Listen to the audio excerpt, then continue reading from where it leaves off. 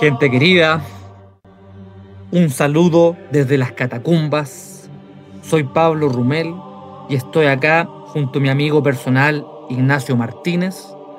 Vamos a hablar sobre un pensador, un filósofo cercano a la ortodoxia rusa, al mundo del cristianismo en general, y nos parece, junto a Ignacio, que es un pensador de fuste, con ideas potentes y que lamentablemente ha sido olvidado. ¿Cómo estás, querido Ignacio? Hola Pablo, muchas gracias por el saludo. Estoy ahora mejor, dado que vamos a comenzar y vamos a iniciar este camino que para los dos es muy gratificante y a la vez también nos ayuda y enriquecernos en nuestro propio conocimiento y conocer más de este autor que es un autor que es muy desconocido. Curiosamente las personas que estudian filosofía siempre le dan a los mismos pensadores, estamos hablando de Kant, de Hegel, de Descartes, Heidegger, ¿cierto? Pero en esta oportunidad nosotros vamos a ir en búsqueda de este autor que inclusive podríamos decir que puede decirnos algo mucho más que estos filósofos. Quizás me estoy tomando una atribución, pero me parece que hay que ponerle un poco el ojo a este escritor. Muy bien, como tú dices, Ignacio, pareciera que el pensamiento parte con el siglo de las luces, con los pensadores ilustrados. Pareciera que entre Grecia, la Grecia antigua clásica, y el siglo de las luces hubiera un vacío de 1700 años. O sea, en 1700 años nadie pensó. Claro, Nicolás Berdyaev es un pensador que vivió en las postrimerías del siglo XIX y vivió hasta casi la mitad del siglo XX. Pero él, Mm. gran parte de su pensamiento se extrae de la antigüedad, de la Edad Media, y siempre da la impresión de que él va a la contra. En primer lugar, porque hay que comprender que él fue un testigo privilegiado de su época. Él vio la caída del zar Nicolás. Él vio el Así es. ascenso del comunismo en su país. Fue exiliado y vivió dos Mm. guerras mundiales. O sea, fue una persona que le tocaron vivir momentos determinantes en la humanidad. Ahora bien, yo te quiero preguntar a ti, Ignacio, ¿cómo fue que tú llegaste a este autor? Sí, mira, ¿cómo llega este autor? Bueno, hace unos, debería decir que en diciembre aproximadamente me leí mucho a Hilary Belloc, que es este historiador inglés quien defendió la fe. Y curiosamente, producto de él comencé a llegar a muchos escritores. Uno de estos fue Charles Peggy y otro fue Peter van de Velde Bajeren. Peter van de Velde Bajeren es un autor, un escritor, en el cual la mayoría de su obra, por lo menos los 5 libros que tengo y los que he leído 3, son una especie de diarios. Y dentro de estos diarios, él también nos cuenta su experiencia con otros autores. Y él comienza a nombrar a este escritor, Nicolás Berdyaev, o Berdyaev también, que hay como otras pronunciaciones que he visto en estos libros, por ejemplo, de Editorial Ercilla, Mm, o de una editorial católica que se llama Carlos Logé, o mm. Logé, no sé cómo se pronunciará. Y curiosamente este escritor, o sea, esta editorial, también publica una obra de Nicolás Berdyaev que es la introducción a su vida y obra. Mm. Y de acuerdo a eso yo siempre voy sacando autores, pues voy viendo autores de qué se trata. François Mauriac, que también fue un escritor francés del siglo XX, él también escribió mucho ensayo, mucho diario, ¿cierto? Y él también nombra a este ruso. Entonces, por ahí llegué. Y también por ahí también vi que él también tiene una cercanía con Dostoyevsky. Y bueno, también me entendí que él tenía una relación con el pensamiento del cristianismo ortodoxo, ¿cierto? Y Exactamente. de acuerdo a eso también comencé a interesarme porque, bueno, como bien sabemos, y para las personas que nos estarán escuchando, los dos somos católicos, somos cristianos católicos. Y dentro de eso nos interesa también profundizar por lo mismo en él, a pesar de que él era ortodoxo. Exactamente. Bueno, para la ¿Cómo gente que no llegaste está, tú? sí, po. Yo soy una persona que está muy obsesionada con la Edad Media. Precisamente, claro, primero por motivos superficiales, por el tema de los caballeros, de la caballería, de los castillos, de la estética medieval. Sin embargo, al poco profundizar, tú te vas dando cuenta que la Edad Media es una edad que está llena de mitos, en el sentido de mitos oscurantistas. Uno Ujú, empieza a investigar y se da cuenta que todas estas cosas como el cinturón de castidad, la quema de brujas, el... Bueno, existe tanta mitología respecto a la Edad Media que ujú, uno es fácil terminar creyéndosela, porque aparecen las películas, aparece en la música. Un dato aparte, el tema de la caza de brujas es un hecho histórico, pero la mayor cantidad de caza de brujas se da entre el 1600 y el 1700, y gran parte de ellas se dieron en países protestantes.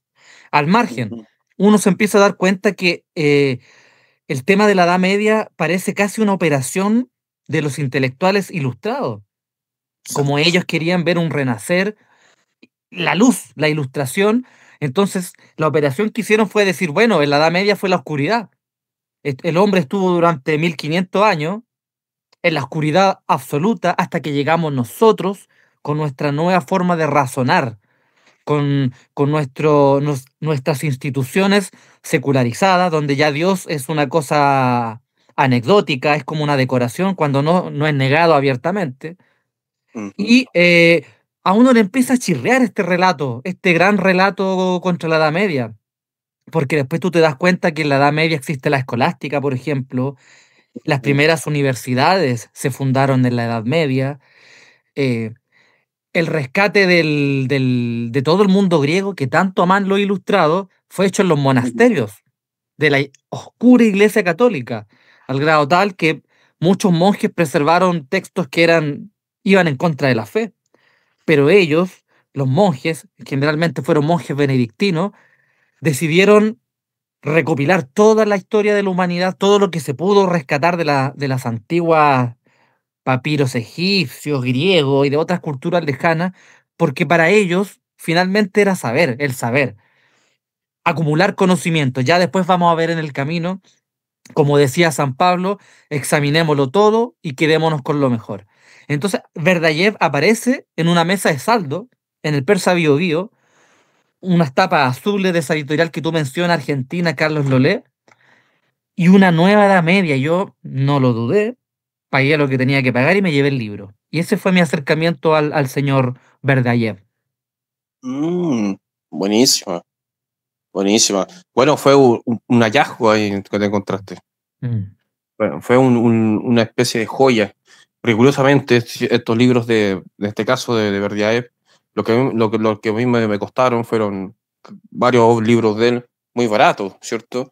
Eran, no sé, 3.000 pesos cada uno, por decirte algo. Sí, Y un súper escritor que, desvalorizado. exactamente, Mm. exactamente. Y eso es lo importante porque ahora, como bien tú decías, la ilustración formó la visión de mundo, como muchos los alemanes les gusta decir, la Weltanschauung o la cosmovisión que dicen Mm. ellos.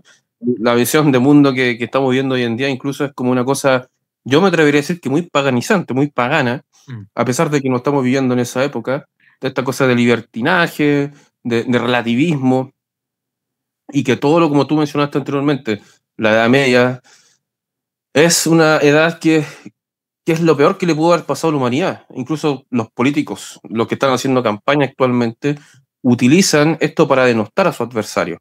Tenemos el caso de algunos políticos de derecha, ¿cierto? Generalmente, que toman como insulto generalmente los políticos progre o del Partido Comunista para denigrar a su adversario de derecha, para decirle, este señor es de la Edad Media, por lo Ja, tanto sus ideas son malas, ¿cierto?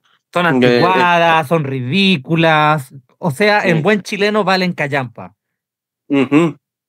Claro, está loco, como el señor José Antonio Cast, que se Claro. relacionan con la Edad Media, porque según, bueno, él ha mencionado y ha redeclarado que es católico, pero claro, y no sé si él será de Opus Dei, no tengo idea, pero se relacionan mucho con ello, con una persona prácticamente un capitalista, Sí, po. un gran empresario, Él una es persona que no tiene Schoenstatt, que sentimientos. es de una congregación alemana del siglo Exacto. XX. una congregación media carismática. Bueno, yo no voy a entrar a detallar si están en mal o buen camino, pero como tú dices, el católico debería poner mucho ojo cuando se habla de capitalismo, ¿cierto? O método Mm, industrial de trabajo.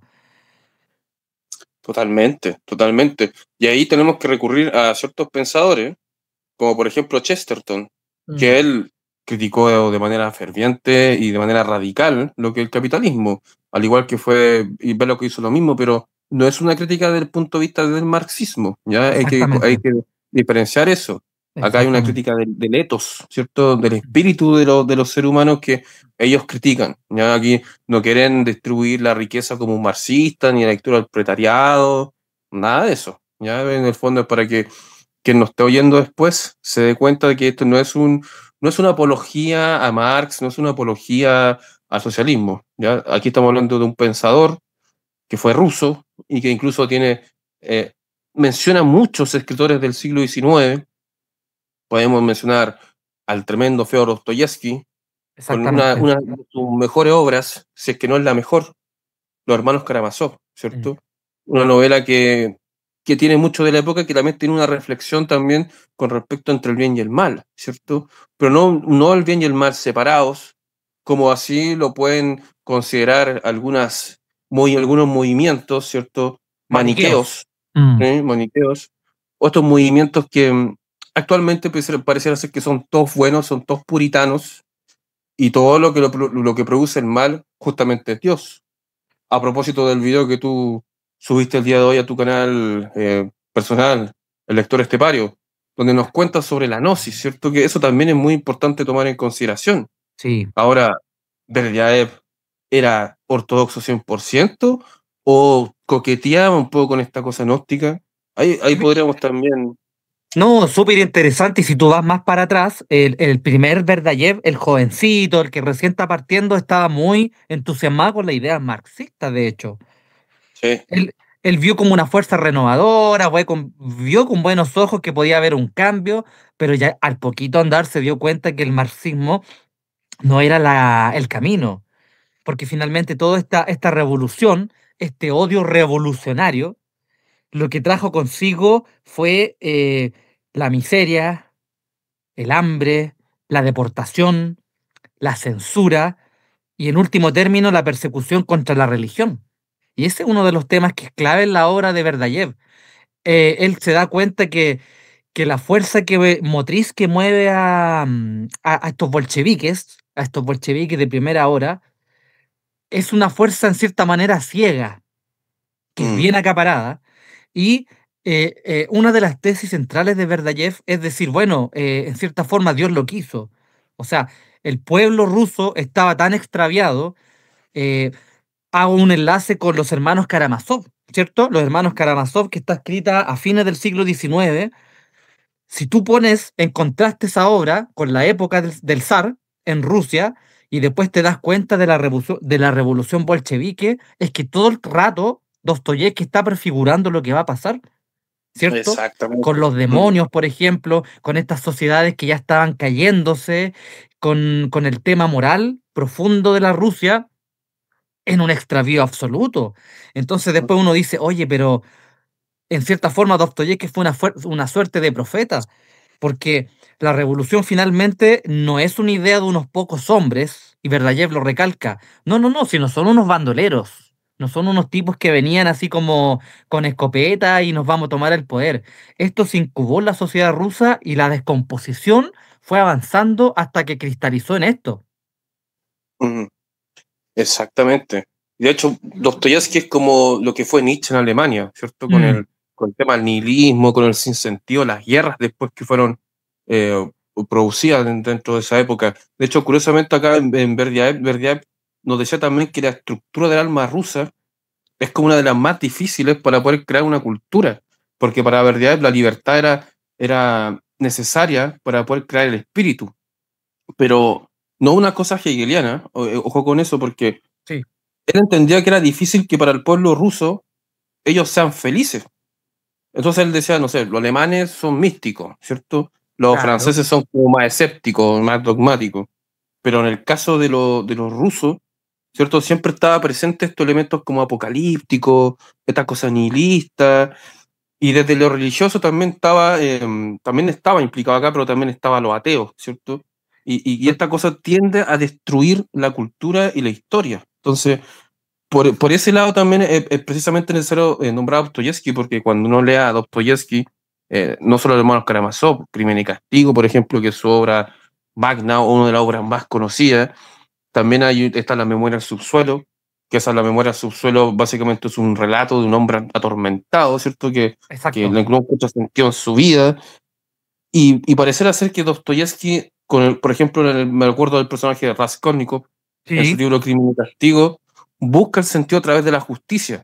Este hombre que asesina a esa vieja usurera, Mm. que la mata, ¿cierto? Porque en el fondo es como buscar un sentido de la existencia a través de este asesinato, pero no por el mero asesinato, Es sino como un impulso por esta... atávico, ¿cierto? Sí, sí, No es de como todas algo maneras. tan premeditado. No, no, Mm. para nada, porque van sucediendo cosas y se encuentra con esta señora y como que al tipo le dan ganas de matarla y después Mm. pasa otra situación, pero siempre se está encontrando como con la cosa abatida, la existencia, como con esa existencia de esto es así nomás. Y ellos no buscan una cosa realista al estilo alemán, ¿cierto? Ellos No, no buscaban esto. yo creo que el ruso en el ¿No? fondo siempre sabe que tiene que hacer algo y lo hace, pero no se da cuenta muy bien por qué lo está haciendo, hasta que ya Ujú, los hechos están consumados. claro, exacto. Sí. Y lo Y otro que... No, dale tú nomás. entonces, nosotros lo empezamos a preguntar. Yo me preguntaba, ¿por qué en Rusia existe esta cosa tan violenta, Mm. esta cosa tan barbárica, por llamarlo de alguna manera, en contraste con, no sé, la minoría culta? Por ejemplo, mismo Dostoyevsky, tiene a Pushkin, a Tolstoy, incluso hay un autor de música clásica, Tchaikovsky. Entonces, ¿cómo aparecen en todo esto en comparación con lo otro? Mm. ¿Cierto? Con Es un esta masa contraste muy fuerte. inculta. Sí, con esta masa inculta que bueno, finalmente, si uno habla de los rusos, ellos se caracterizan por la cosa bélica. Sabemos que son gladiadores. Mm. Un ejemplo del siglo XX, la película Rocky 4, cuando Sylvester Stallone, ¿cierto?, pelea como Rocky contra el ruso en plena Guerra Fría. Exactamente. Sabemos que un tipo de 2 metros, gigante, fuerte, Una ¿cierto?, máquina. una máquina. Mm. Un tipo que no podía ser vencido finalmente. Mm. Mira, Así que, fíjate tú que si Marx hubiese estado vivo para la Revolución Rusa no se la habría creído. ¿Por qué lo digo? Porque, claro, Marx cuando empieza a elaborar su marxismo, su tesis, lo que él primero pensó era, bueno, cuando habla todo de este determinismo de la historia, que va a ir avanzando, ¿cierto? Y que la vanguardia iba a ser el proletariado, que a través del Partido Comunista iba a tomar las riendas, él estaba pensando en una sociedad capitalista y avanzada. así es. Él en primer lugar pensó en Inglaterra, después mirando dijo, puede ser más o menos en Francia, más o menos por acá se van a ver algunas vanguardias, algún desarrollo. Pero Rusia, como tú bien dijiste, era un país que tenía grandes portentos. Bueno, hay que recordar que la clase alta rusa era muy ilustrada, en el sentido, bueno, no en el sentido de las luces, en el sentido de que ellos eran muy estudiosos, pero, Ujú. claro, pero no tenían el avance del desarrollo industrial que requería hacer entre comillas, como la contra. Lo Mm, digo porque, claro, cuando tú te sitúas en el pensamiento marxista y empieza Marx a ver cuál era la realidad histórica de su tiempo, estamos pensando, por ejemplo, en esa Inglaterra industrializada, con 14, 15, 16 horas de trabajo, mm, hacían trabajar a los menores de edad, o sea, era una explotación terrible, una explotación que evidentemente Marx dio en el clavo cuando empezó a hablar de esas cosas. El tema son el desarrollo y los elementos finales que conducen a la revolución. Entonces, claro, finalmente Rusia estaba fuera del mapa, no tenía nada que ver. Y el desarrollo de la revolución se da, como digo yo, en un tipo de sociedad que Marx jamás se habría imaginado. mm. Exacto, que, bueno, curiosamente Marx era judío alemán, ¿cierto? Entonces, Exacto. todo lo que él desarrolló en su obra no tiene relación directa con lo que fue el espíritu ruso. Entonces, Exacto. por un lado podemos ver esta rebelión, como digo, apocalíptica y nihilista de los rusos quiere borrar todas las normas, ya no ve moral en ese sentido. Y curiosamente, en la misma época, o a principios del siglo XX, cuando estaba esta cuestión de la revolución bolchevique, hay un libro que aparece de Spengler, que se llamaba Prusianismo y Socialismo.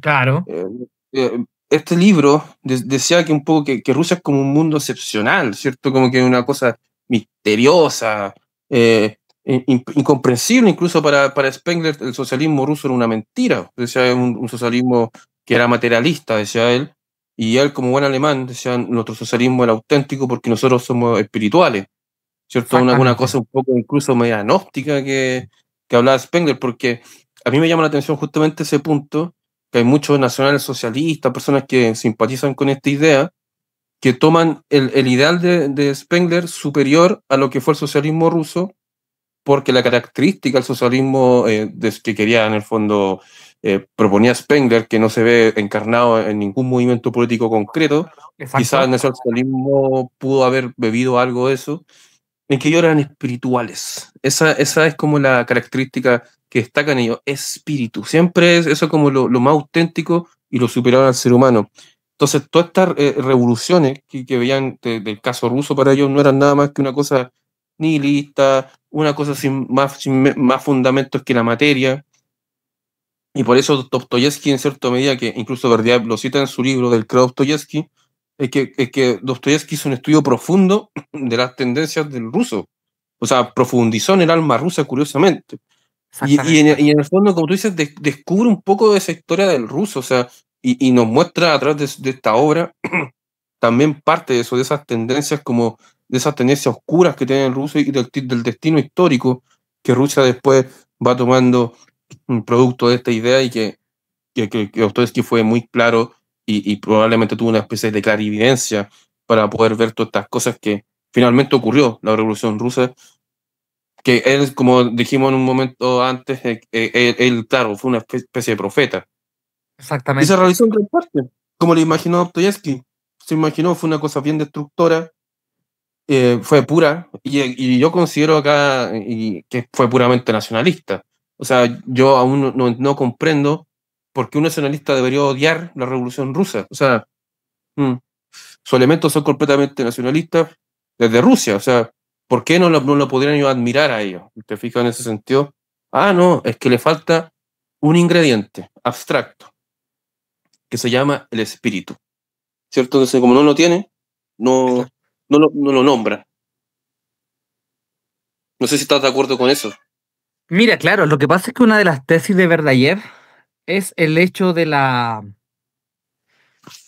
soporte que tiene que ver, o sea, más que el soporte, el fundamento del poder. En una época medieval, todo el poder descansaba en un soberano, pero que era de origen divino, porque toda la sociedad se orientaba hacia un dios. Entonces, por ejemplo, la educación, la vida del medieval estaba enfocada principalmente en la familia. Sabemos con los estudios antropológicos que las familias dormían todas juntas, el papá, la mamá, los hijos, todos en la misma cama, en la misma pieza, y cuando salían de la habitación estaba el galpón, el taller donde trabajaban, y muy cerquita estaba la iglesia, ¿cierto? Entonces, ¿qué es lo que recibía un niño? El primero, el cariño de los papás, cercano, después las armas, el oficio, ¿cierto? El curtido en cuero, la herrería, la zapatería, los telares o la agricultura misma. Y después, eh, muchas veces los mismos sacerdotes cumplían la labor de enseñar a leer y a escribir a los niños. Probablemente Sí, el analfabetismo era muy elevado, ¿cierto? Pero el estudioso de la época tenía que saber griego, tenía que saber latín, y en esos dos idiomas tenía que educarse. Entonces, eran sociedades finalmente que se orientaban hacia Dios, totalmente. El hombre, la sociedad, la familia, el poder, todo estaba orientado hacia Dios. Por supuesto que no era una época idílica, porque habían claro, enfermedades, ¿cierto? Habían peste, exacto. habían guerras, conflictos, hubo querellas de investiduras, que hubo reyes que se fueron en contra del Papa, hubo despelote como lo ha habido en toda la historia de la humanidad. Pero el Exactamente. fundamento del poder descansaba en una divinidad, en un Dios que estaba ahí, ¿cierto? Totalmente. La Pero esos revolución son rusa, los... No, sigue nomás, sigue. claro, la revolución rusa habría sido inconcebible en la Edad Media, porque para poder llegar hasta la Edad Media, entre que había un zar, ¿cierto? Un Mm. régimen zarista, y había una iglesia oficial, tuvo que haber, se tuvo que haber horadado todo esto. Y muchas veces, fíjate tú, que las principales vanguardias de la destrucción no es el pueblo, sino que son las clases ilustradas, las clases educadas, los que traen las Exacto. nuevas ideas. Entonces, claro, una de las cosas más llamativas y que a Verdayev le parecen que es una contradicción absoluta, es que sean hombres que nunca han tomado una pala, que nunca han tomado un pico, ¿cierto? Nunca han trabajado en una mina, los que iban a conducir el destino del proletario. Exacto, eso es cierto, es una contradicción terrible. Son tipos con las Eh, manos delicaditas, ¿cierto? Medio eh, gorditos. No somos trabajadores como el que tú ves acá en La Vega cargando el saco de papa ahí, ¿cachai? Con su musculatura. Eran unos blandengues, po. Entonces, sí, claro, finalmente el marxismo, que puede tener fines tan nobles, ¿cierto? Como traer la igualdad, mejores salarios, más oportunidades. Finalmente, en su seno está la contradicción porque el movimiento es conducido por tipos que no tienen nada que ver con el mundo laboral. claro. De hecho, Es lo podemos que hacer miles de chistes sobre la cuestión. totalmente, hasta actualmente, los partidos políticos más progres, que tienen de nombre Partido Comunista o Frente Amplio, o como se quiera llamar, no, claro, o sea, finalmente, como dices tú, son tipos aburguesados, que siempre han vivido con lujos, ¿cierto? Nunca Exacto. han pasado frío, no han pasado hambre, no tienen esa preocupación económica en su día a día. Entonces, claro, ellos construyen estas columnas abstractas de ideas, porque a pesar de que digan, muchos marxistas te dicen, el caso de un profesor chileno que sigue vivo, que se llama Carlos Pérez Soto, que Mm, el año pasado estuve leyendo su obra, bueno, él es hegeliano a la vez, pero siempre se dice marxista. Él dice que el marxismo, y no solamente él, sino que muchos estudiosos del marxismo, que ellos son materialistas, exacto. eliminando toda palabra espiritual de lo que significa la filosofía. Mm. Entonces, toman a Hegel, porque Hegel fue el maestro de Marx. Y curiosamente, Verdayev habla mucho sobre Hegel porque él estudió a Hegel en su juventud. Y entonces ellos dicen, no, nosotros somos materialistas porque a nosotros nos interesan las cosas que acontecen aquí en la Tierra. Hay como una Claro. especie de objeto, ¿cierto? Ellos se preocupan mucho de las cosas. Y si tú te fijas, Marx nunca le interesó el espíritu, Marx nunca le interesó Dios, nunca No, se preocupó con su obra. Todo era relacionado a la cosa económica, a las cosas históricas. Como decías tú en un comienzo, es como esta especie de superación de la historia, como con un ente invisible que comienza a pasar por la historia. Y justamente es aquí cuando Hegel mira con ojos de admiración a Napoleón Bonaparte. el Dice como, espíritu aquí está el de la espíritu. historia. Exacto, ahí está el espíritu de la historia con Napoleón Bonaparte, que curiosamente la Revolución Francesa fue una cosa sangrienta, fue Sí. un horror, ¿cierto? Un horror y estas personas lo miran con mucha admiración.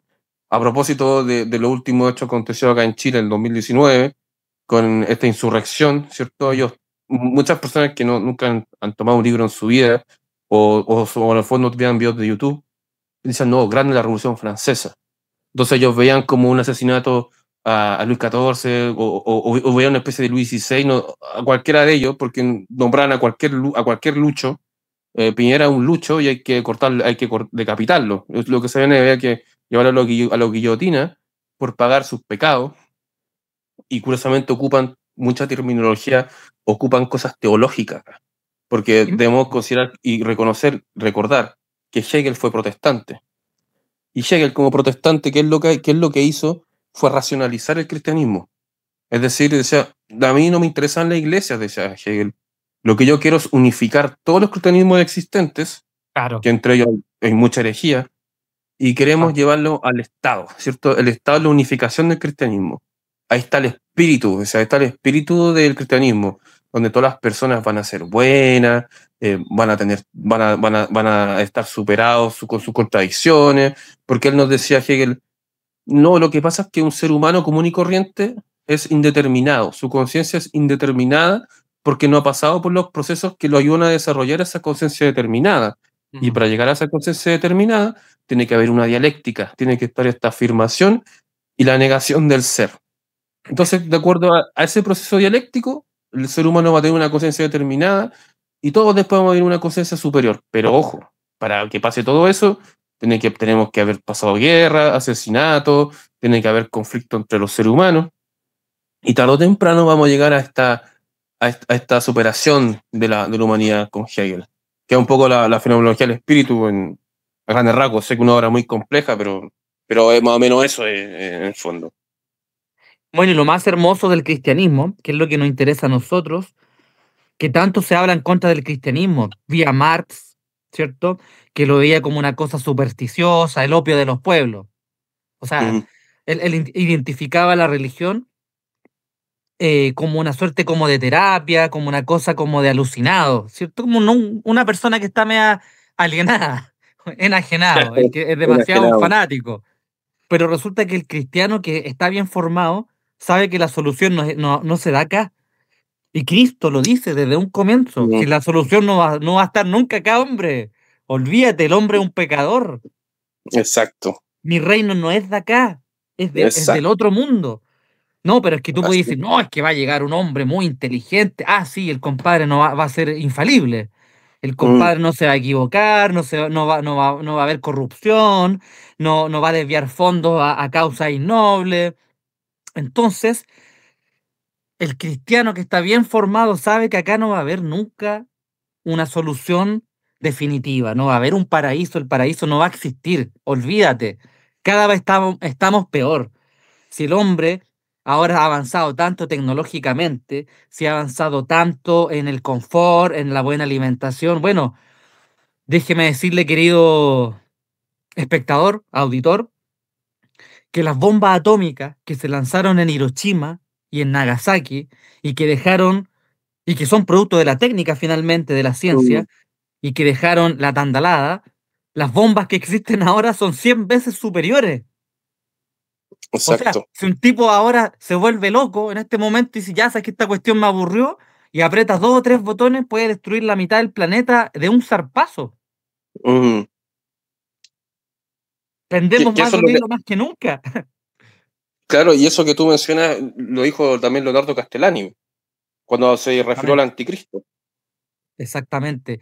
Que para el hombre que no cree, para el hombre que es libre pensador, que dice que la religión es cosa como de vieja o de supersticiones, Castellani decía, bueno, pero ¿y si yo le digo a usted que el anticristo es la bomba atómica? Ah, ya, ya, ahí toma otra postura. Exacto. Pero está ahí, está ahí. Ese es el Y toda reino del esta- hombre, pues. Ese es el reino del hombre. Pendiendo de un hilo.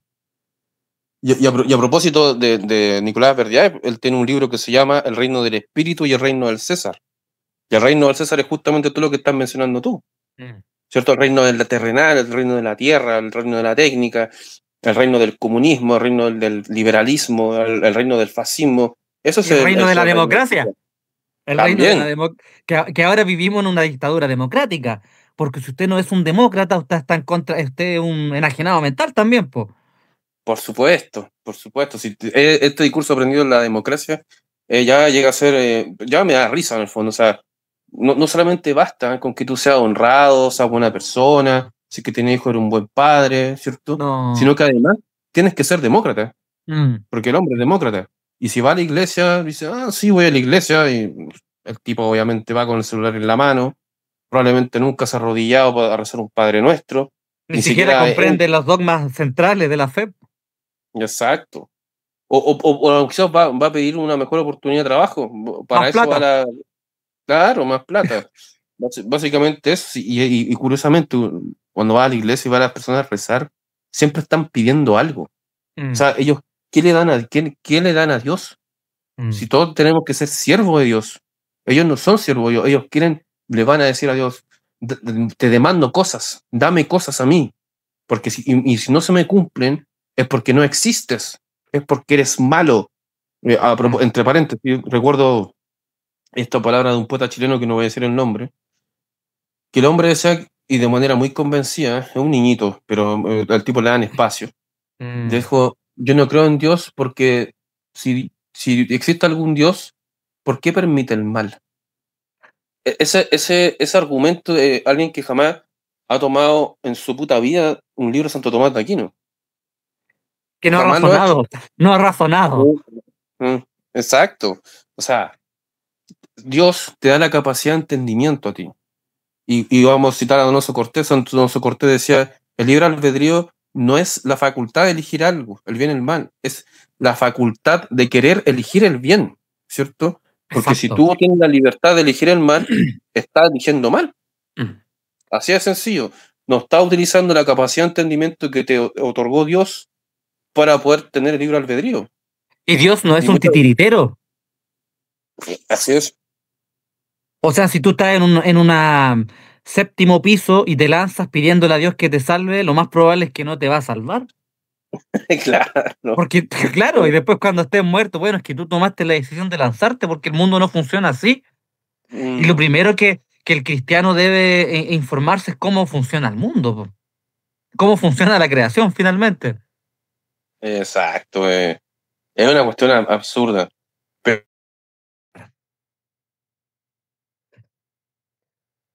Bueno, estimado Ignacio, creo que una de las cosas llamativas de la bibliografía, de los trabajos de este Nicolás Verdayev, es que cuando uno empieza a buscar, efectivamente las ediciones no sobrepasan los años 70.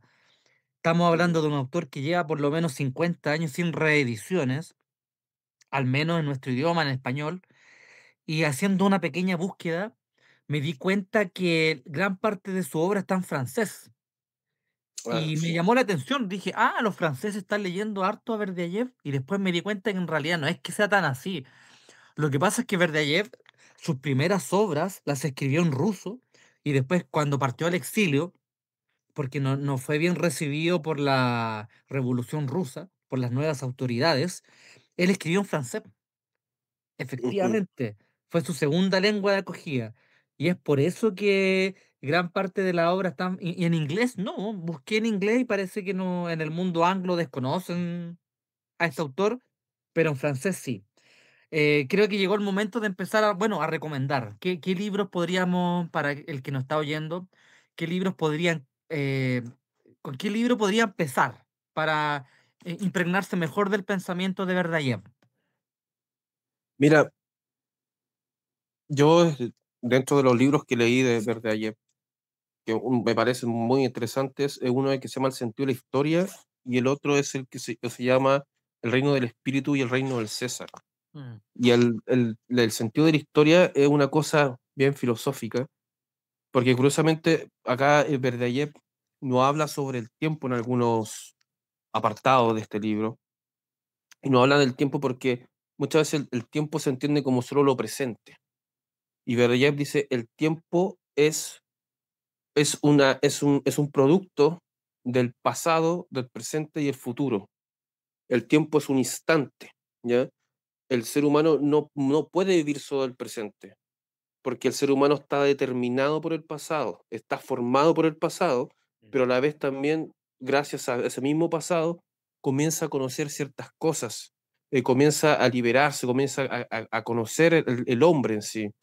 Y de esta forma, todas las cosas que pasan, sean buenas o malas, o buenas y malas, el tiempo transforma al ser humano en lo que es hoy en día.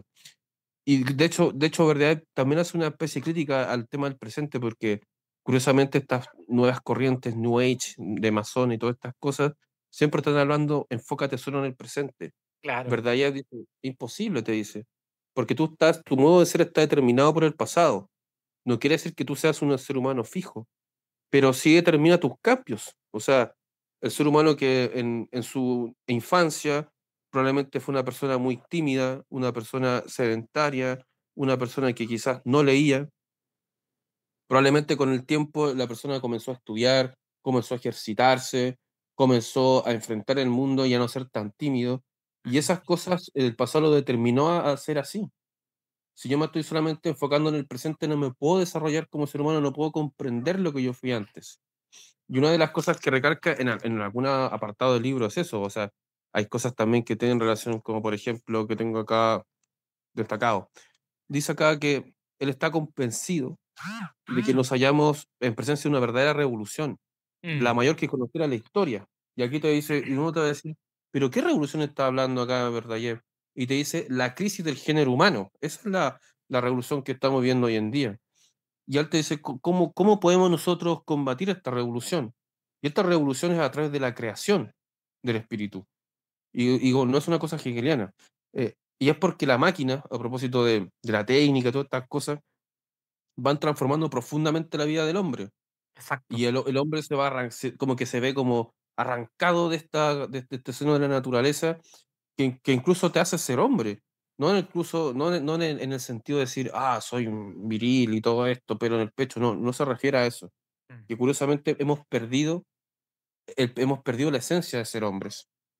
Y bueno, antes de esto, también es necesario destacar el periodo del Renacimiento. ¿Por qué Renacimiento? mm, Muchas veces se comprendía como el culto al hombre, ¿cierto? El culto al ser humano.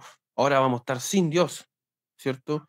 Entonces los mm, siglos XVI, XVII, XVIII, todo esto como que es una transición cuando el hombre ya se cree libre, ¿cierto? Le hace un culto a la naturaleza y, y pareciera ser que no se dio cuenta de que comenzó a ser dominado por esta cosa de la técnica, ¿cierto? Por esta cosa mecánica, por esta energía que en cierta medida no permiten la creación humana, porque Verdayev, tanto en este libro como El sentido de la historia, como en el reino del César y el reino de Dios, y en el origen del comunismo, y en otros libros de él siempre hace énfasis en la creación, en la libertad, porque la libertad a ti te proporciona una acción creadora. exacto. Tú sin esa libertad no puedes crear, ¿cierto? Y él incluso dice, el mundo del espíritu es más rico que el mundo de la materia, pero no una cosa de progre ni un New Age, porque, no sé, Dante cuando escribió la Divina Comedia es el mundo del espíritu. Él no viajó al Cuando él- infierno, se lo exacto, imaginó. Mm, exactamente, y lo que él crea, el producto es eso, es una tremenda obra, que hasta el día de hoy estamos hablando. O sea, no estamos hablando de un escritor de Bolaño o de Zambra que escriben unas novelas y probablemente en un siglo más va a hacer papel confort, o ¿cierto? menos. Mm, claro, creo que fui generoso, Mm, pero eso es que el hombre ya ha abandonado todo, ha abandonado los abismos de la misma vida, o sea, individualmente. ¿Es cierto? Entonces, hoy en día cuando estamos en el abismo, es mucho más fácil ir a un psiquiatra que claro. te empastilla, la persona se enferma, lee el tarot, ¿cierto? Ah, No contento con eso, lee el tarot, ve demonios en todos lados, ¿cierto? Y no, ah, no contento aún con eso, ¿cierto? No solamente hace eso, se comienzan a drogar, a ensimismarse en una pieza, ¿cierto? Fumando exacto. 100 cigarros 100 cigarros al día. O Entonces, adicto al sexo. también completamente adicto al sexo, que ya no diferencias lo que es el amor, ya te convertiste en un robot, ya estás Mm, alejado de toda esa parte humana y se volvió una persona mecánica, ¿cierto? mm, Por eso es que si tú me preguntas qué libro te recomendaría, y lo digo ¿por qué? Porque en los libros de Verdayev, los que yo lo leo, no es que sean el mismo libro, pero Verdayev en todo su libro se refiere a la historia divina, también está una historia como mecánica del ser humano, que son como estas historias frías que van contando cierto historiador a través del tiempo, pero olvidan todas estas cosas, esta cosa que está como que está esta capa bien delgada, que son capaces de poder penetrar. Y eso le corresponde a un pensamiento como Verdaguer, ¿cierto? Con una capacidad de poder comprender el cristianismo, la historia, el renacimiento, el humanismo, ¿cierto? La edad de la máquina, ¿cierto? Todas estas cosas que, ya el progreso, el comunismo, el liberalismo, todas estas cosas que están, curiosamente hoy en día, tan en boga, pero no sabemos lo que es. Verdayev yo creo que es un tremendo escritor para poder comprenderlo y además también comprender el alma rusa, comprender la cultura del siglo XIX, que fue quizás una de las épocas en donde hubo más escritores en el siglo, mm. en la Rusia, ¿no? Valiosos Pushkin, porque hasta el día de hoy son leídos. exacto, Y Gogol, no es casualidad. claro, y a propósito de eso, hay uno, no sé si tú lo habrás leído, que se llama Soloviev, Claro. que es de esa época, y yo no lo he leído, pero he buscado material y no he encontrado. Tengo muchas ganas de leerlo. Me parece que puede tener cierta relación con acá, con Verdaguer. Mira, me Y tú, parece que sí, que inclusive hasta la Revolución Rusa, hasta los primeros 10, 20 años, todavía hay escritores muy, muy, muy, muy poderosos en Rusia, pero ya cuando se instala el régimen soviético, se va todo a las pailas. mm, Ahora claro. bien, mira, yo quería partir con una cita de Verdayev para poder contrastar lo que tú has dicho sobre la máquina y el hombre y terminar con una recomendación pues, también de un libro. Es un Ya, pequeño perfecto. fragmento. Mira, dice, la máquina destruyó toda la estructura secular de la vida humana, orgánicamente ligada a la vida de la naturaleza. La Mm, mecanización de la vida acaba con el júbilo del renacimiento y hace imposible la expansión creadora de la vida. La ujú. máquina mata al renacimiento y prepara una nueva época, la época de la civilización. La cultura nutrida por el simbolismo sagrado muere. La gente del Renacimiento no sabía ni podía comprender que preparaba el triunfo de la máquina en el mundo, que el alejamiento definitivo de la Edad Media debía conducir al reinado de las máquinas. Mira, lo está diciendo en una época que no existía la inteligencia artificial, ni el Internet, nada de esto. Y al Claro. reemplazo de la estructura orgánica por la mecanización. Como comentario a nota al pie, yo trabajaba para una empresa cuyo nombre no voy a decir, y fui reemplazado por una inteligencia artificial. Y creo que lo Mm, que yo viví, no solamente lo vivieron muchos colegas de mi empresa, sino que es una cosa que está ocurriendo ya a nivel global. Muchas exacto. empresas, ¿cierto? Dicen, no, vamos a ahorrar pesito y qué sé yo, y con la misma plata a veces que reciben del Estado con subvenciones, qué sé yo, reemplazan al trabajador orgánico de carne y hueso Ujú, por una máquina. Bueno, y dice, la estructura orgánica de la vida jerárquica, es decir, cósmica. En el organismo cósmico, las partes están sometidas al todo, están ligadas al centro. En el orden orgánico, se supone que el centro es vida, es el fin de la vida de las partes. Todo organismo es una jerarquía. Cuando las partes se desprenden del todo y dejan de servir al centro orgánico, insensiblemente se someten a una naturaleza inferior. mm, ¿Y cuál es esa naturaleza inferior? mm. La reflexión de Verdayev nos lleva justamente a llevar a esa pregunta, ¿cuál es la naturaleza inferior? La Mm, naturaleza inferior yo me podría, para mí, mm, entendiendo lo que, leyendo Verdayev, para mí justamente es lo que ha hecho la democracia, las democracias liberales, que mm. justamente es romper con esa jerarquía, es romper con esa cosa aristocrática, pero no por el solamente hecho de ser aristocrático, Mm. porque expresa ante todo, ¿cierto? Una parte de la historia, pero también es una revelación, porque la historia siempre aparece como una fuerza activa, ¿cierto? Que supuestamente siempre está mejorando y siempre está progresando. Y que los fundamentos son que a través de la historia, eliminando ciertas cosas del pasado, vamos a siempre estar mejorando. Claro, esa es la Curiosamente, premisa. Mm, claro, y ese dinamismo no lo vemos. O sea, no, por ejemplo, veamos la época del cristianismo.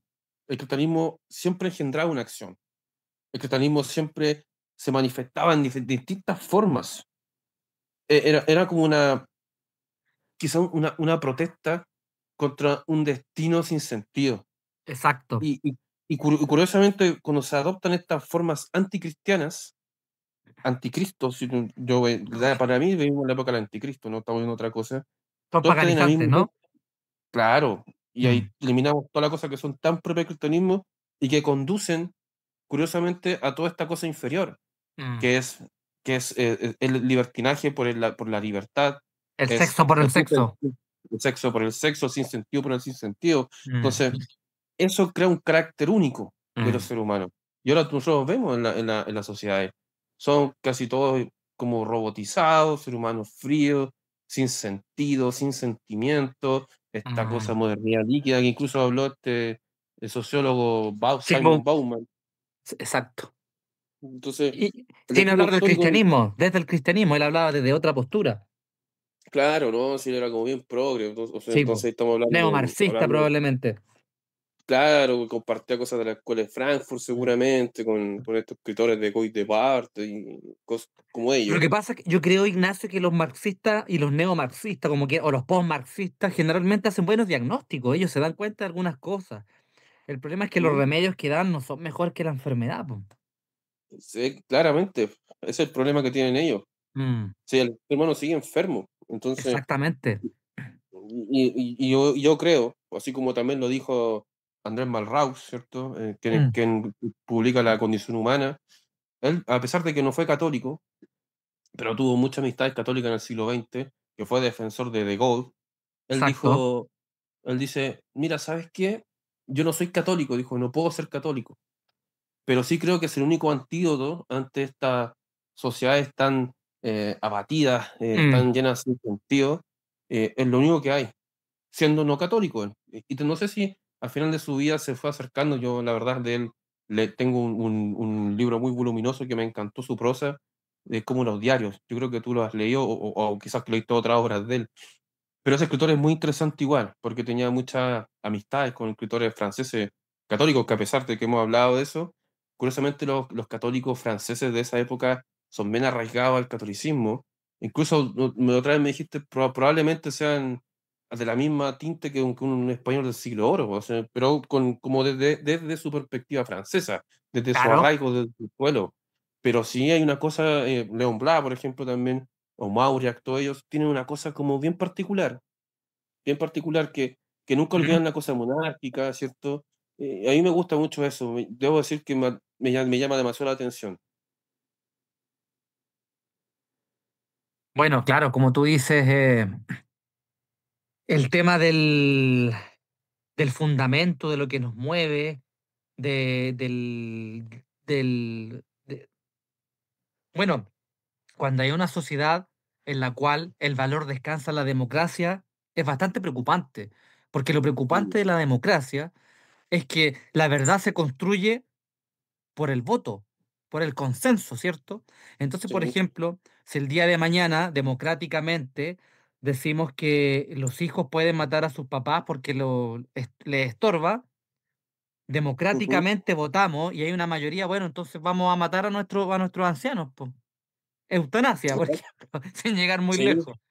Entonces, el problema de la verdad que está sometida al escrutinio es que los que van a determinar cuál es esa verdad nunca lo hacen con todos los fundamentos en la mesa. Y ese es el ujú. grave problema de la democracia.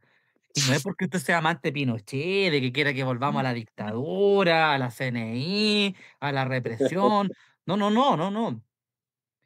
O sea, la imaginación nos da un poquito más para pensar que hay algo mejor que la democracia y que no se llama Pinochet. El Claro, tema fundamental es que la democracia liberal burguesa, la democracia de partido, se funda en ese error. Si usted parte con ese error fundamental, es como construir una casa en la arena.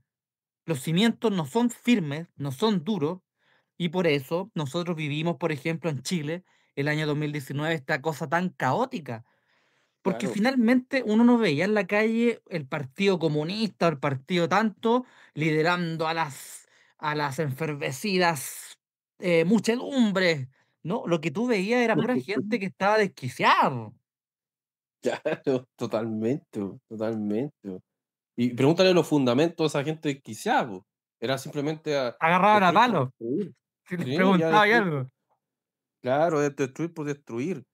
Y curiosamente, Exactamente. Verdaguer también trató eso, pero Mm, también se relacionaba con el tema de ruso, porque, bueno, la Revolución Rusa, perdón. Verdaguer también nos decía que la iglesia cristiana, ahora, entre paréntesis, no es luterana, claro. porque claro, como estamos hablando sobre el auténtico cristianismo, que es el católico, bueno, él era ortodoxo, pero él decía que la iglesia cristiana asume la dirección religiosa de los destinos humanos, es una potencia histórica por excelencia. Si eso es lo que nos cuesta comprender, Mm, ¿cierto? Eso, los fundamentos que tiene el cristianismo constituyen, constituyen los elementos fundamentales para mejorar una sociedad. exacto. No para Eso llegar es, al paraíso, que no lo vamos a lograr. no, nunca lo vamos a lograr porque Nunca. lo que tú decías al comienzo, hay que comprender que el ser humano todos somos pecadores. El ser Exacto. humano está constituido por el bien y el mal. Y Mm, muchas veces el cristianismo es una orientación. Yo, por ejemplo, cuando yo tengo mi cruz, es una orientación para recordar el camino hacia el bien. Lo mm, que no significa que no me voy a equivocar, yo me voy a equivocar todos los días. Soy mm. de carne y hueso, tengo De tentaciones, pensamiento, de acto. por supuesto. O sea, ejemplo, me puedo tentar con distintas mujeres por la carne, ¿cierto? Del Mm, pensamiento. Eso va a pasar siempre, eso es indiscutible, mm. ¿cierto?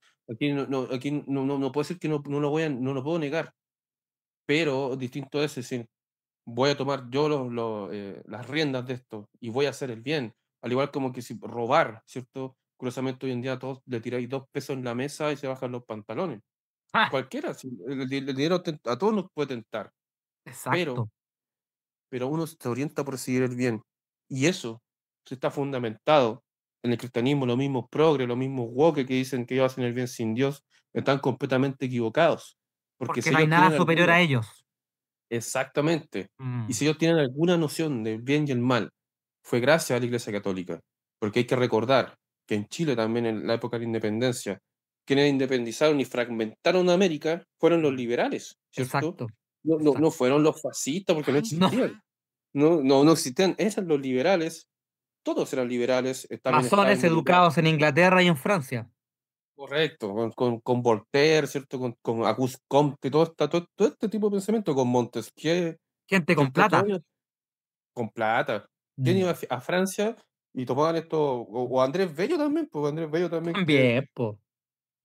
también todo afrancesado y Todo, llegaron acá, Higgins, Carrera, toda esa casta de mentecatos.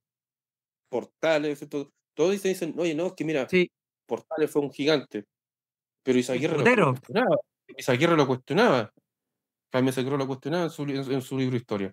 Mm, Todo así Encina, que podríamos decir que Encina es una especie de nacionalistas gnósticos, ¿sí? De repente las cosas que decía, pero sin ir más allá. Hay que recordarle a todas estas personas que hoy en día son antiliberales, que son antilibertarios, y que ellos incluso dicen, necesitamos más libertad para Latinoamérica, que es una palabra un concepto mal utilizado, Latinoamérica. Yo no sé quién carajo habla latino aquí. O sea, claro, yo no sé, yo Hispanoamérica. Eso es exactamente. el continente que nosotros vivimos y cómo se ha desarrollado. Y en gran parte, ¿por qué hoy en día estamos constituidos como América del Sur? Aunque les duela, fue gracias al Imperio Español, Exactamente. porque ellos nos dieron a dar civilización a nosotros. Ellos fueron quienes construyeron centro de educación acá, fueron quienes nos dieron una religión con la única contradicción Mm. en todo el continente. Y que eso, curiosamente, también ayuda a que todas las personas sigan el mismo bien, sin reconocer fronteras. Eso fue lo que hizo el Imperio Español. Pero toda esta fragmentación, gracias a los liberales buscando una libertad, buscando una independencia de no sé qué, ha traído y trajo ¿qué más guerras? Trajo Uf, la guerra del Pacífico o o las guerras de Chile, la guerra de la Triple Malvinas. Alianza, que fue una carnicería. Prácticamente Ujú, destruyeron al Paraguay. No quedó ni los cimientos. ¿Y quién era? exactamente. Y los más felices de todos eran los banqueros ingleses y estadounidenses que estaban financiando esto y se cagaban de la risa, viendo cómo nos matábamos entre nosotros. ¿Y tú qué opinas de eso, Pablo? ¿Tú crees que aquí no estoy hablando de conspiraciones, estamos hablando de hechos Sí, históricos, pues, ¿cierto? comprobado. ¿Tú crees que los ingleses o no odiaban a nosotros no sé si por ser sudaca, pero ellos tienen un conflicto con España, ellos querían destruirnos? ¿Qué pasaba ahí? Mira, yo tengo un amigo que es monje y él una vez me contó que fue a Irlanda. Tú sabes que Irlanda es uno de los poquitos casos excepcionales de Europa de países muy católicos. Los monjes irlandeses le decían, porque mi amigo es monje, oye, ustedes que hablan con un idioma estamos impresionados. Le decían en inglés, la cantidad de palabras que utilizan, el léxico que tienen. Y efectivamente, o sea, si usted se pone a estudiar el idioma inglés, es un idioma barbárico, sencillo, claramente tiene sus virtudes, puede rimar bien en las letras de canciones, o ha acaparado todo el saber tecnológico. Silicon Valley, todo esto, estos centros tecnológicos evidentemente vienen del mundo anglo, pero ellos no tienen esa cohesión son gente súper fría. El hecho, por ejemplo, de llegar a una mujer acá, en este país, en toda Hispanoamérica, y darle un beso en la mejilla, para todas estas sociedades pacatas, acartonadas, es un hecho inaudito. O sea, esta cosa de abrazar a tu amigo, darle un abrazo o a la mujer el beso en la mejilla, tener un idioma que desciende directamente del latín, claro que son motivos de para envidiarnos, pum. Exacto, sí. O sea, ve tú, por ejemplo, ahora tú vas a Estados Unidos y una posilga, el fentanilo, tú vas a Nueva York, a las ciudades más pobladas y ves gente tirada en la calle agonizando y los gringos pasan por encima de estas personas, algunos ayudarán, otros pasan de largo. ¿Y para qué decir la decadencia de la pornografía y todas estas cosas que ya han llegado como a niveles inauditos, po? Mm, es cierto, cierto.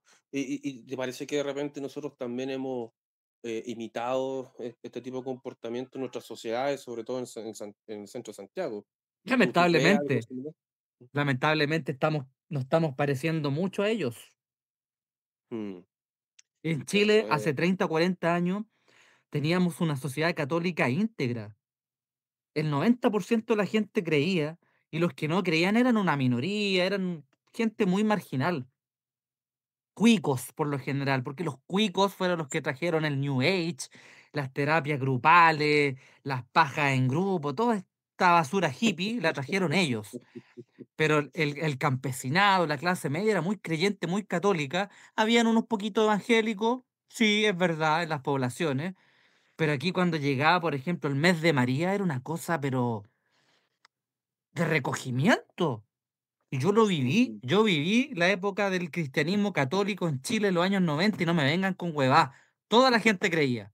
Y si no creían, todos callados. Y ahora, ¿qué pasó? En 20 o 30 años, chuta, llegó el internet, llegó la globalización, llegaron los Cultural Studies de Estados Unidos, llegaron los McDonald's. Y claro, pues ahora somos una sociedad protestantizada, po, Mira, esa y reflexión pagana. es muy importante lo que tú acabas de hacer, Pablo, y muy Mm, interesante tenerlo en consideración y ir desarrollándolo. O sea, como bien tú dices en los 90, yo también tuve, en el 99 tenía 10 años. Curiosamente, cuando llegaba la Pascua Resurrección, mm, era un día de silencio. Y claro, con el tiempo yo me alejé, yo fui ateo muchos años, pero también sentía miedo, me sentía mm. mal cuando decía, chuta, estaré La estoy haciendo cagando. mal. Sí, claro, y callado. Mm, Pero después, como no comienzan a aparecer movimientos, sobre todo, no sé, por punks, thrasher, todo esto, sí. no, yo estoy en contra de Dios, yo soy ateo, Mm, y era una especie de mm, como liberación, ¿cierto? mm. Y que prometían el mundo mejor, pero lo que tú acabas de mencionar es curioso porque esa unidad que se dan en ciertas festividades sobre el cristianismo durante el año, las iglesias ya están casi vacías. Ah. Tú vas un día en la semana a rezar, no hay nadie, hay 10 15 personas. O hay personas que comienzan a guitarrear ahí, a cantar como si fueran protestantes dentro de la iglesia. Yo sé que no hay una mala intención con eso, ellos están No, no, viviendo su, no. su manera, Sí, pero hay que respetar. lamentablemente, Mm, claro, y lamentablemente algo vulgar. mm, Pero bueno, es lo que queda y en el fondo son las cenizas que quedan de esto. Y mm. bueno, nosotros estamos acá con Pablo para poder rescatarlo y en el Testimoniar. sentido más exacto, Usted si tiene filosófico. 15 o 20 años y se caga de la risa, mire los videos antiguos, por ejemplo en abril, cuando se celebraba la fiesta de Quasimodo, que era una fiesta que todavía se celebra, pero en los años 90 tú veías a los guasos salir con estos carros alegóricos y como que daba un poco de temor porque era como que toda la calle, todo se paralizaba. Ah, claro, era una fiesta religiosa, después uno iba entendiendo y uno quedaba en cierta forma alucinado porque veía una cohesión, veía una unidad y no eres que a lo mejor, mira, yo le decía a una señora muy viejita, hablábamos, nos reíamos que en los años 90 no había plata en Chile, po. El pan con Mm. margarina, la tostadita, el té club, y me decía la señora, y éramos felices y no nos dábamos cuenta, y era verdad, po. Claro, es que no había tanto consumismo, había más No, vida po. era más vida de barrio, y muchas veces te puede criticar un existencialista, te decía, hasta idealizando, y decir, mira viejo, las cosas habían cosas buenas y cosas malas como siempre en la historia, a propósito de la Edad Media, pero lo que sí podríamos quizás destacar y démosle un poquito el favor a un existencialista. Ya, probablemente no éramos felices, Ujú. pero sí te puedo decir algo, había una humanidad, y no esta Sí, humanidad progre de Foucault. Habían ser humanos sintientes ahí, presentes unos con otros. sí. Que claro, puede estar comiendo un pan con mantequilla, como dices tú, con un tecito, en la noche se juntaban los de 20, 30 años, compraban unas 7 cervezas de litro entre 10, pero estaban toda la noche ahí. En Y comunión, ¿cierto? exacto, exactamente, con Mm. equipo, música, con sus cassettes de UPA, de la Tranquilo. ley, de los tres.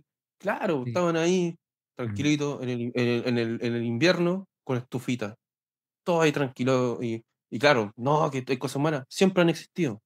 Pero mm, el tema es que se ha perdido su humanidad. Y es de nuevo lo mismo, como lo que decíamos. El cristianismo es perfecto, por excelencia, en ese mm, término. Y también quiero rescatar una frase de un filósofo chileno que se llama Jorge Eduardo Rivera, que fue heideggeriano, pero él fue católico, profundamente católico. mm, De hecho, toda su vida se dedicó a estudiar Santo Tomás en San Agustín. Y a él le preguntaban, Barks fue todo Christian Worken, le dice, ¿qué pasa si Dios no existe? Dice, ¿y qué importa? Lo que importa es que yo en vida mm, en plena presencia del ser, decía él, yo viví en plenitud del Señor Jesucristo. Y eso a mí me da felicidad, decía, me da voluntad para querer vivir. Dijo, decía, me asombro a cada momento de la existencia. Y si Dios no existe, dice él, no me voy a dar cuenta, mm. no Porque voy ya a me morí. saberlo, ¿sí? No lo voy a saber, Claro, pero no ya no importa, fui. decía.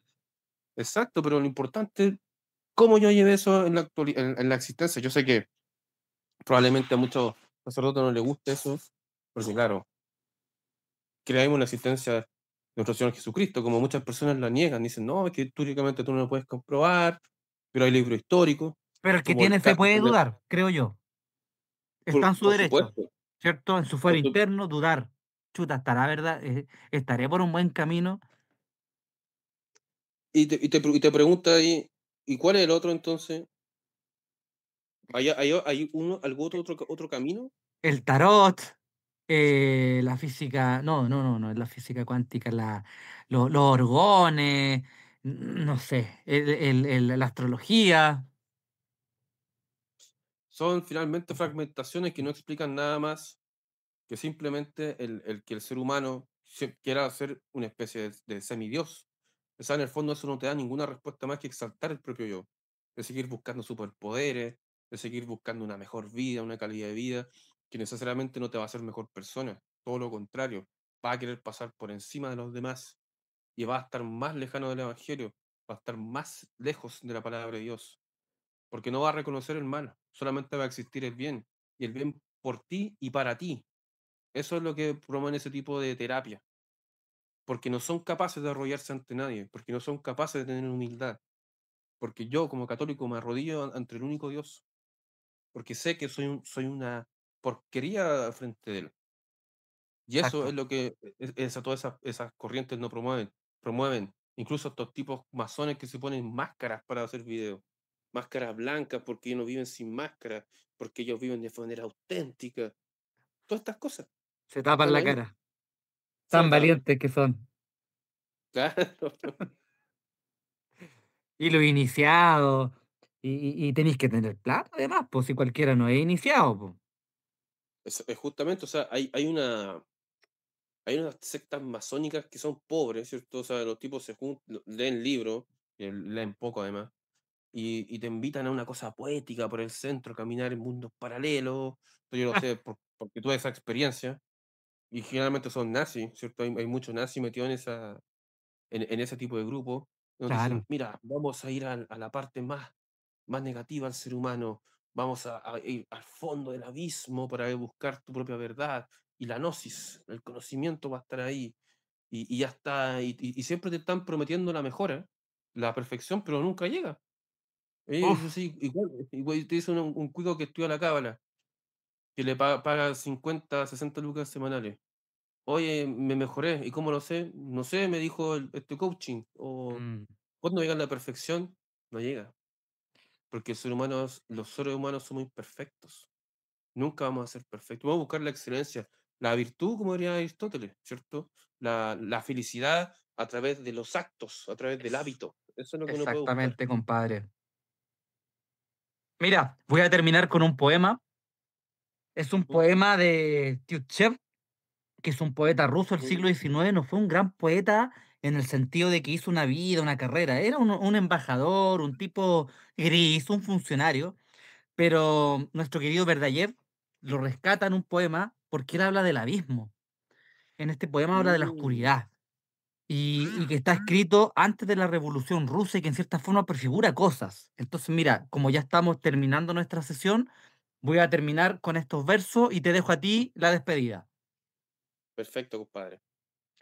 Este abismo privado de nombre lo cubrió con un velo de oro, la excelsa voluntad de los dioses. El día ese severo refulgente. Llega la noche, ya ha llegado, despoja el mundo fatal del tisú bendito que ella lleva, y queda desnudo el abismo delante de nosotros, en sus terrores y tinieblas, sin fronteras entre nosotros y él. Así es como las noches, perdón, así es como la noche nos trae el temor.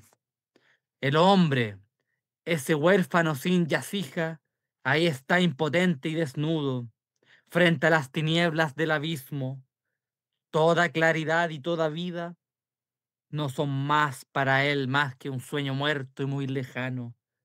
Y ese nocturno enigmático y extranjero le hace reconocer una herencia fatal. Impecable, impecable. Y sumar a ese tremendo poema que acaba de declamarnos Pablo, voy a añadir una pequeña frase de verdad. Reflexionando sobre mí mismo, llego a la conclusión de que lo que me anima es la rebelión contra la objetivación. Mm, Lo que estaba diciendo el poeta anterior, lo que dijo Pablo. Esa el objetivo, el objeto, mejor dicho, es una mm, lucha y rebelión contra el mecanicismo, contra la técnica. Y exacto. eso es lo que buscan este tipo de autores. Porque esa es la verdadera rebelión, desde el espíritu, no del espíritu abstracto. Mm, Y para terminar, las últimas palabras, ¿verdad, Jeb? Muchas veces estuvo a favor de la filosofía de Nietzsche, porque él veía que Nietzsche estaba buscando esa crítica a toda la modernidad, pero con el remedio equivocado, mm, ¿verdad, Jeb?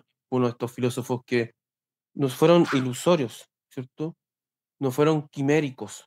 Son estos filósofos que nunca descubrieron al hombre, por el contrario, aislaron e intentaron combatir todo lo que perjudicaba a esa exacto. posible libertad de creación. Como decía en la autobiografía de él, metafísico en la acepción corriente de la palabra. Demasiado llena de hechos dramáticos de orden personal y social, porque la filosofía es un acto de vida. Los metafísicos no sabían nada de la vida, de los hombres, del mundo. Se retiraban a un mundo enteramente abstracto y ideal de conceptos. Mm. Pero en este caso, este escritor hizo todo lo contrario. Sí puede ocupar la metafísica como un medio, pero esta física en cuanto a conocimiento de la vida, de la realidad concreta, del hombre y su destino. Totalmente, vos viejo, querido Ignacio, termino con esta frase. Entre saber los abismos y los laberintos de la metafísica y saber construir una mesa y cortejar a una mujer, me quedo con lo último, totalmente. Mm, sí, de todas maneras, Porque viejo. cortejar a una mujer la puedo fecundar y tener un hijo. Y sabiendo de carpintería puedo crear una mesa en la cual apoyar el escritorio en el cual mi hijo va a estudiar. ¿Ves? ¿Te fijas? Sí, totalmente, compadre. Ya, pues, estimado Ignacio, Em, gente, en este momento, si usted llegó hasta acá, debe ser como el 1% porque todo el mundo abandona los grandes podcasts. Así que me despido, se nos acaba el tiempo. Desde las catacumbas, por favor, síganos porque este es un proyecto que está en marcha. Hay mucho trabajo detrás que usted no ve, pero que se va a materializar en próximos podcasts. Un abrazo, gracias Ignacio y cuídate mucho. Gracias a ti, Pablo. Un gusto compartir este espacio.